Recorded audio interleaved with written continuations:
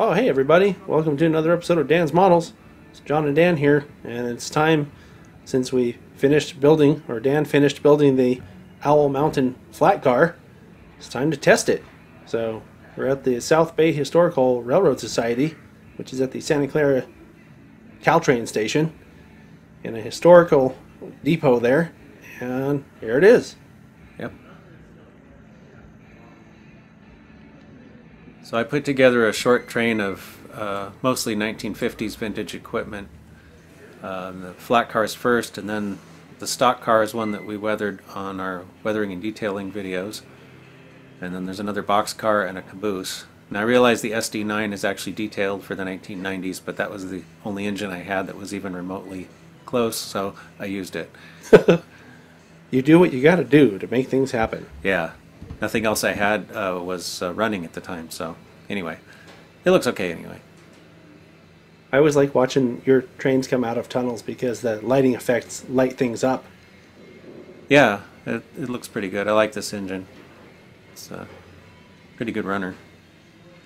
So, and I probably should mention that all my cars are dialed in with coupler height and all that stuff that I'm always harping about. Well, proper weight, right? Yeah.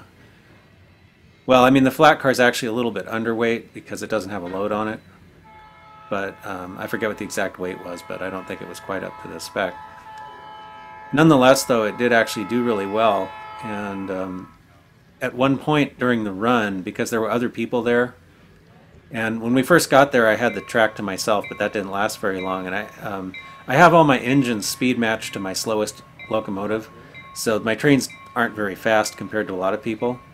And someone else was coming up behind me, and they weren't really watching their train, and I actually got rear-ended. I had my engine going as fast as it would go, and this other train hit, and nothing came off the track, which was really cool. I mean, I figured if anything, the flat car would be the thing to derail because, you know, usually it's the lightest car that comes off the track, but nothing bad happened at all. Always pay attention when you're running your trains at a place like this. Yeah, so after a while, I arranged to get onto the branch line, which wasn't so heavily used, and got off the main. One of the cool things about this particular run was we went over tracks that we haven't really filmed anything on much in the past. So it afforded me some opportunities for different angles and different shots that I've never seen here before. Yeah. And coming up actually is one of them. You take that branch line, you go up this hill, right? Mm-hmm. And I think it's the next shot here.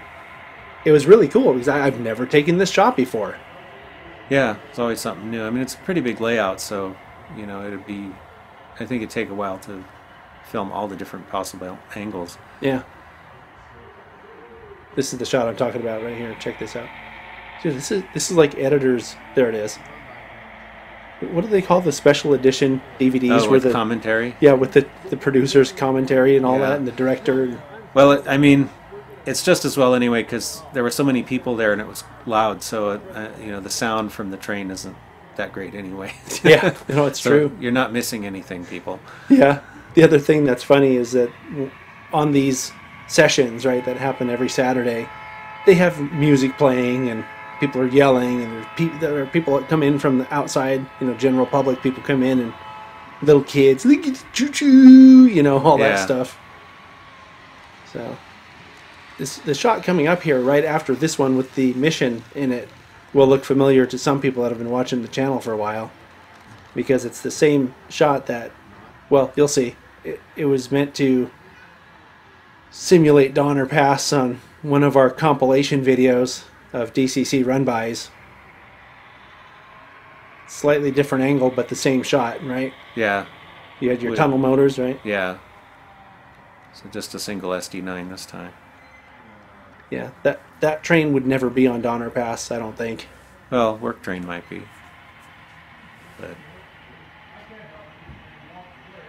probably not this particular train, no. This particular train probably would never run anywhere unless it was at a museum. Right.